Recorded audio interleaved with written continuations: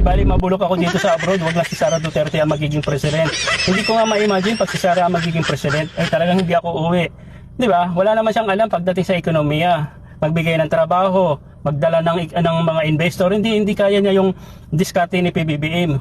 Talino si PBBM, matalino. Oo, si Sara maingay, madaldal, matapang, gusto lang ger, okay, manas ama. Pero hindi niya kaya ipaunlad o paunlarin yung bansa natin dyan sa Pilipinas. Kasi hindi naman talaga linya niya yun eh. Ang gagawin lang niya, mamimerso na lang siya. Okay? Chuchugiin lang niya yung mga bumabanat sa kanya. Okay? Lalo na yung PBBM natin. Nako, baka hindi natin alam kung anong gagawin. Lalo na yung mga kapatid, sila Pulong, si Duterte, di ba? May balak, may plano pag sila ang makabalik sa pwesto.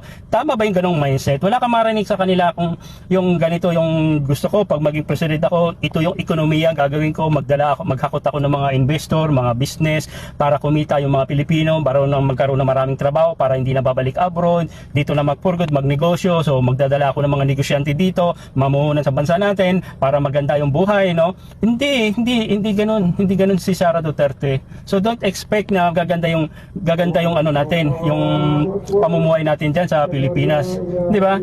So ngayon pa nga lang as Vice President, hindi siya nagpapakita ng maganda na ito yung gagawin niya, no? Wala siyang plataforma para sa magiging next kung siya ay magiging president. So wala. So expect ka ba kung gaganda yung bansa natin?